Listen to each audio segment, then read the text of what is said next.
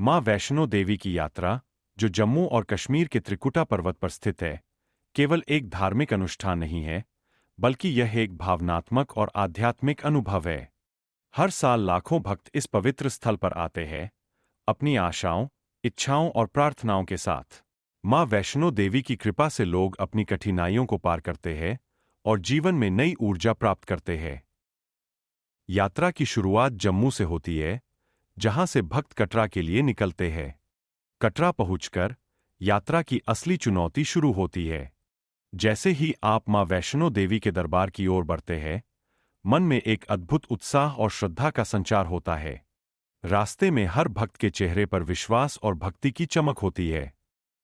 कटरा से मां के दरबार तक की यात्रा लगभग 12 किलोमीटर की है, जो कई श्रद्धालुओं के लिए कठिन होती है। लेकिन इस कठिनाई में भी एक अलग ही आनंद होता है। भक्तों का जय माता दी का जाप सुनाई देता है, जो हर कठिनाई को मात देने की प्रेरणा देता है।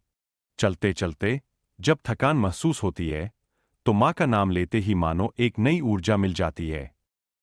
जब आप अंततः मां वैष्णो देवी के दरबार में प्रवेश करते हैं, तो मन की सभी समस्याएं पल भर में भुला दी जाती है। गर्भगृह में पहुंचकर जब भक्त मां के दर्शन करते हैं, तो उनकी आंखों में आंसू और चेहरे पर सुकून होता है। यहां मां का पिंड रूप, जो शक्ति, साहस और प्रेम का प्रतीक है, हर भक्त के मन में विश्वास और श्रद्धा भर देता है। हर भक्त अपने दिल की गहराइयों से मां से प्रार्थना करता है, अपनी मनोकामनाएं अर्पित करता है और उन्हें पूरा करने की आशा रखता है। मां वैष्णो देवी की यात्रा केवल व्यक्तिगत आस्था का ही नहीं, बल्कि सामूहिक भक्ति का भी अनुभव है। यहां हर श्रद्धालु एक दूसरे के साथ जुड़े हुए हैं।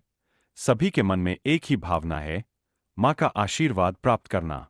माता के दरबार में भंडारे का आयोजन और समाज सेवा का माहौल यहां की भक्ति को और भी गहरा बनाता है।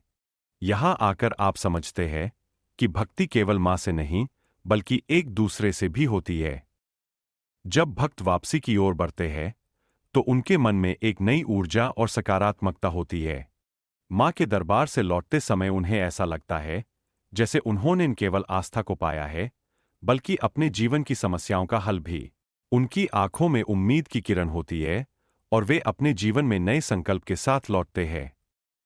यात्रा से पहले अपनी सेहत का ध्यान रखें और आवश्यक सामान जैसे पानी, स्नैक्स और आरामदायक कपड़े रखें।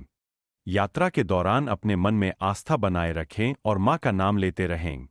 यात्रा के दौरान धैर्य रखें, क्योंकि कभी-कभी भीड़ और थकान आपको परेशान कर सकती है।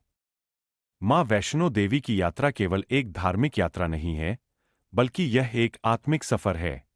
यह भक्ति, प्रेम और आस्था का अद्भुत संगम है। यहां आकर हर भक्त अपनी समस्याओं को छोड़कर एक नई उम्मीद और विश्वास के साथ लौटता है। यदि आप भी अपने मन में आस्था को मजबूत करना चाहते हैं, तो मां वैष्णो देवी की यात्रा अवश्य करें। जय माता दी।